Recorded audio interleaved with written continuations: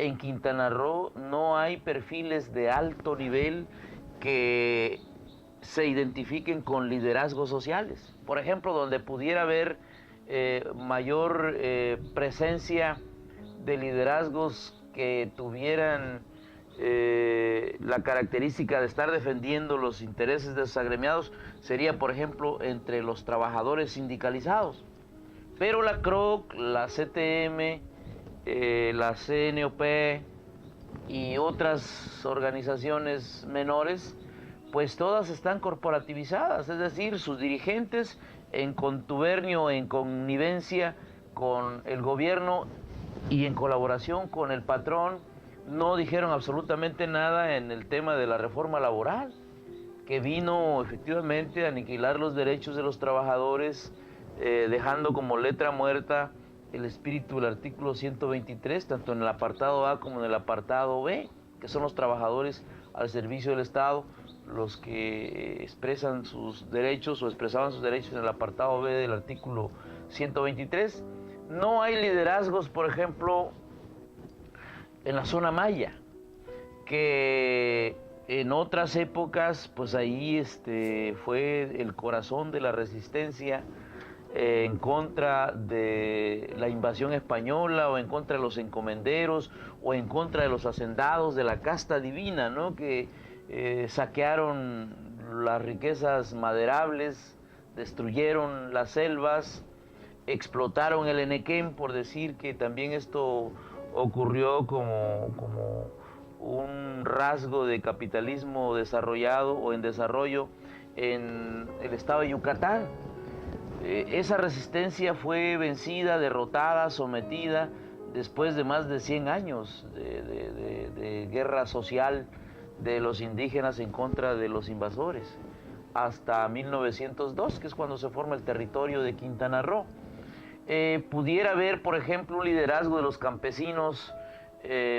quintanarroenses, pero no lo hay, porque como la tierra no la pelearon, no la lucharon, sino que por tener poca población Quintana Roo,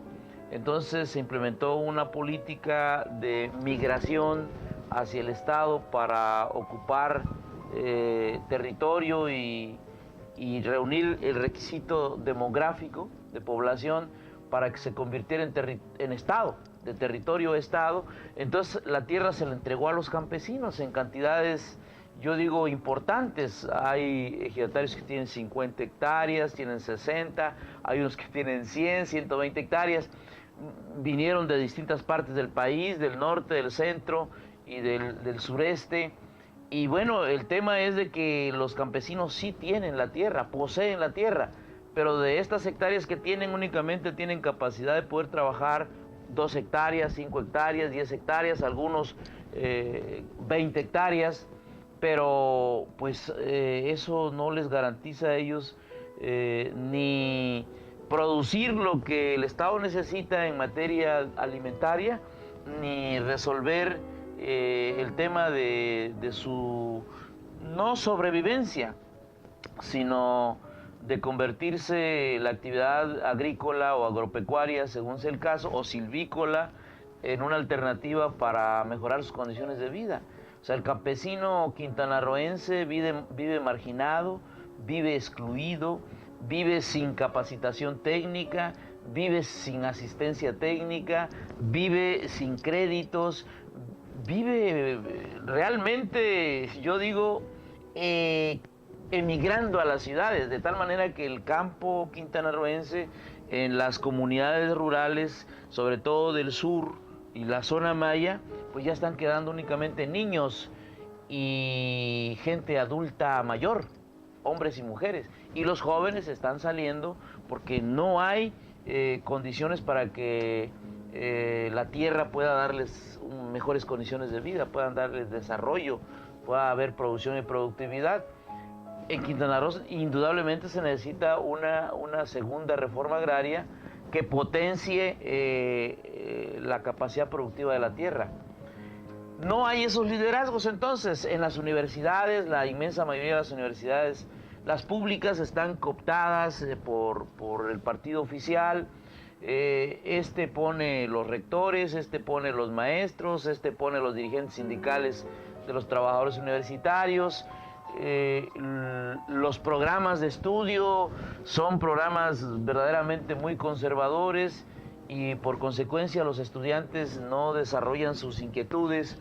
inclusive a pesar de que al egresar de las escuelas públicas y privadas pues no encuentran un mercado laboral. Entonces, al no haber este perfil de liderazgos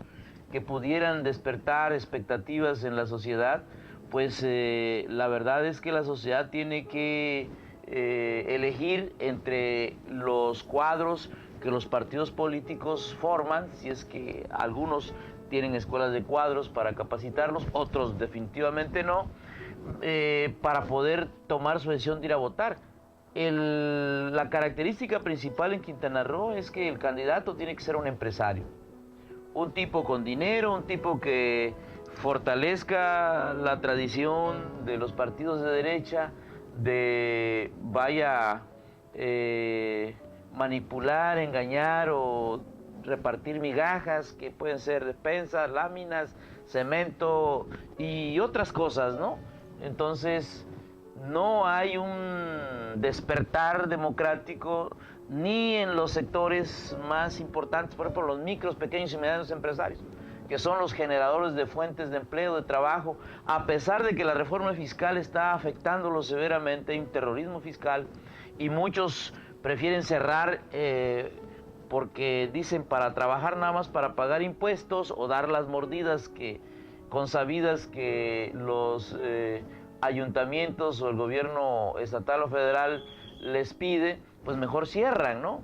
Tampoco hay por parte de estos empresarios, micros, pequeños y medianos, el interés de organizarse de una manera distinta al PRI, al PAN o a otros partidos tradicionales, ¿no? Pero nosotros sí creemos que entonces, para que en Quintana Roo pudiera darse el fenómeno de una candidatura independiente o de candidaturas independientes que pudieran diferenciarse y rebasar el esquema tradicional de los partidos políticos, no están dadas.